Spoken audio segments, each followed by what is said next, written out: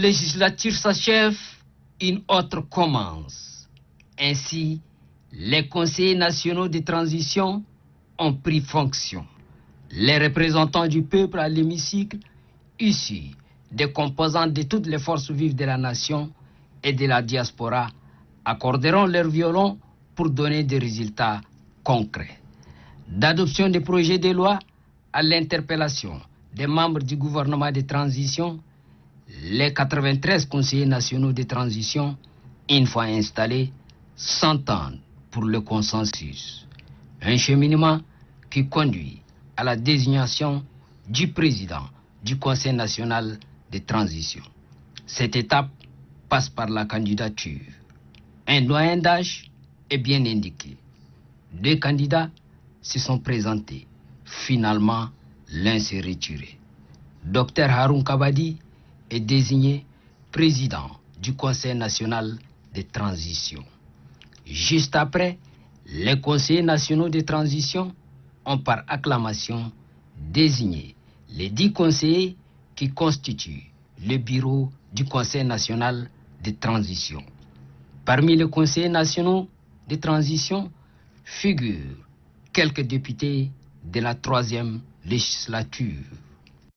Nous avons une mission, faire un travail de taille pour de nouvelles institutions, de nouvelles lois qui vont conduire la destinée du pays. C'est aussi un pan de notre démocratie, représenter le peuple, voter les bonnes lois pour que notre population, nos électeurs, en réalité, puissent se retrouver dans ce cadre-là qui est pour nous un seul bien, on n'en a pas deux.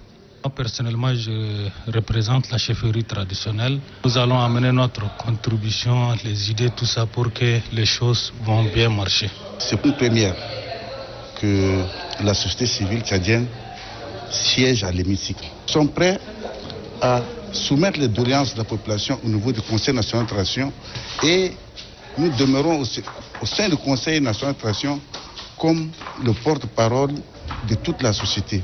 Nous avons aussi conscience de l'ampleur de la tâche qui nous attend parce que dans cette phase de transition, il y a beaucoup de choses à consolider et cela où la jeunesse est pleinement attendue au tournant.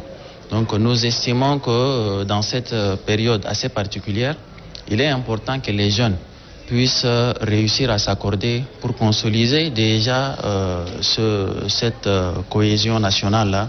On a un cahier de charges. C'est en fonction de ces cahiers de charges que nous allons faire ce qu'il y a lieu de faire. Je pense qu'on peut apporter un changement. C'est un honneur pour le travailleur. Maintenant, quand on est déjà à l'Assemblée, on a un mandat national. Donc on parle pour tout le monde. Ce n'est pas seulement pour le travailleur, mais pour tous les problèmes.